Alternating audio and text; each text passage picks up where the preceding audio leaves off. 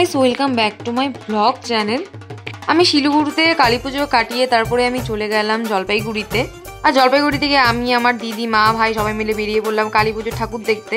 আমরা জলপাইগুড়িতে গিয়ে আমরা ভূতের শো দেখি, আর ওখানে টিকিট কেটে ঢুকেছিলাম। একটা টিকিটে 3 জন করে ঢুকতে দিয়েছিল ওখানে ওরা। দেন আমরা চলে যাই ধূপগুড়িতে। আর ধূপগুড়িতে গিয়ে আমার মামাতো দাদা এসেছিল, ওকে আমরা আসতে না বলেছিলাম, ওকে ফোন করেছিলাম যেহেতু, তো বলছে যে তোমরা এসেছো, তো আমি আসছি। তো এসেছিল আর ও আমাদের বিরিয়ানি খাইয়েছিল। তারপর আমরা বিরিয়ানি খাওয়া দাওয়া করে তারপরে চলে যাই আমরা ঠাকুর দেখতে। এই প্যান্ডেলটাতে ফার্স্ট ঢুকেছিলাম, তো প্যান্ডেলটা ভীষণই সুন্দর করেছিল, তো আমি ফার্স্ট একটু ভিডিও করে নিচ্ছিলাম এখানে। আর এই প্যান্ডেলে অত একটা ভিড় ছিল না, হালকাই ভিড় ছিল এখানে। দেখো এখানে আমরা সবাই দাঁড়িয়ে আছি, তারপরে আমরা ঢুকে গেলাম প্যান্ডেলে।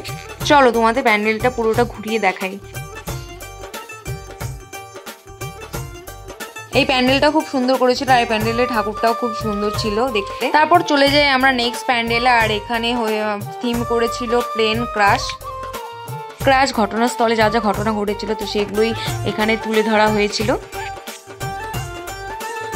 আমরা এই প্যান্ডেল দেখার পরে তারপর আমরা চলে যাই নেক্সট প্যান্ডেলে। আর আমার ধূপগুড়ি যেটা সবচেয়ে ভালো লেগেছিল সেটা হলো ধূপগুড়ি যে লাইটিংগুলো করেছিল, ভীষণই সুন্দর হয়েছিল ওই লাইটিংগুলো। এখানে ভাই আর দিদি মিলে গল্প করতে করতে ওরা আগেই চলে গিয়েছে। তারপর চলে গেলাম আমরা নেক্সট প্যান্ডেলে। আর এখানে কৈলাস পর্বত করেছে, তো রাস্তার থেকে লাইটিংটা খুব সুন্দর লাগছিল। তো আমরা ভেবেছিলাম যে ভেতরে ঢুকবো না, তারপরে একটু পরে গিয়ে ভেতরে ঢুকলাম। ভেতরে না ঢুকলে হয়তো মিস করতাম। এখানে ভেতরটা খুব সুন্দর করেছিল, ঠাকুরটা ভীষণই সুন্দর ছিল। দেন আমরা চলে গেলাম কুম্ভ মেলায়। মানে এখানে কুম্ভ মেলায় একটা থিম করেছিল, তো তোমরা এই ভিডিও দেখে হয়তো বুঝতেই পারবে। যে যে ঋষিগুলো এসেছিল, তো তাদেরও এখানে তুলে ধরা হয়েছে। এখানে যেমন মোনালিসাকে তুলে ধরা হয়েছে, এই সাধুরাই আছে এখানে, সবকিছু চিত্রের মাধ্যমে ফুটিয়ে তোলা হয়েছে এখানে কুম্ভ মেলার পুরো। যারা কুম্ভ মেলাতে যাওনি, যারা এই প্যান্ডেলটাতে এসেছিলে, পুরো কুম্ভ মেলাটাই ঘোরা হয়ে গেছে। যেন কুম্ভ মেলাতে যা যা ছিল সবকিছু এখানে করা হয়েছে। আমি কুম্ভ মেলাতে গিয়েছিলাম, তাও এই প্যান্ডেল দেখার জন্য আমি ভীষণই এক্সাইটেড ছিলাম, কারণ এই প্যান্ডেলে আমি দেখতে চেয়েছিলাম যে কি কি করা হয়েছে। তো এই প্যান্ডেলে এসে আমার ভীষণই ভালো লেগেছে।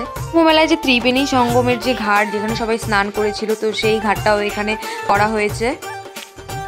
দেন আমরা চলে যাই নেক্সট প্যান্ডেলে। আর এটা ছিল মায়াপুরের স্কন মন্দির। মায়াপুরের স্কন মন্দিরটাও ছিল অসাধারণ সুন্দর দেখতে, বাইরের থেকেও ভীষণ সুন্দর লাগছিল আর ভেতরের থেকেও ভীষণ সুন্দর। দাদাকে ছাড়তে হয়েছিল, কারণ দাদার অনেক রাত হয়েছিল, বাড়ি যাবে, তো আমরাও বাড়ি ফিরবো। তো দাদা চলে যাওয়ার পর আমরা এই নেক্সট প্যান্ডেলটা দেখি, তখন ভোর হওয়ার সময়। এখানে সবুজায়ন থিম করেছিল, সব গাছপালা নিয়ে, প্রকৃতি নিয়ে এখানে থিম করেছিল। এই প্যান্ডেল লাস্ট দেখার পরে আমরা বাড়ি থেকে রওনা করি। গাইস দেখুন আমাদের ঠাকুর দেখা কমপ্লিট, সকাল হয়ে গেছে। এখন কটা বাজে? এখন কটা বাজে? 5:34। হ্যাঁ দেখো 6টা হতেই যাবে। তো আমাদের সকাল হয়ে গেছে। আমরা গিয়েছিলাম আজকে ধূপগুড়িতে। দেখো আমাদের অবস্থা একদম, আমি তো পুরো পাগলি হয়ে গেছি, চুল টুল একদম উড়ে টুড়ে শেষ। ভাই মা সবার কন্ডিশন খারাপ। এখন বাড়িতে যাব, বাড়ি থেকে ফ্রেশ হব, ফ্রেশ হয়ে তারপর একটু ঘুম দিব। তো আজকের ব্লগটা এই পর্যন্তই রাখছি। ভিডিওটি ভালো লাগলে like, comment, share and subscribe করে দিও। টাটা।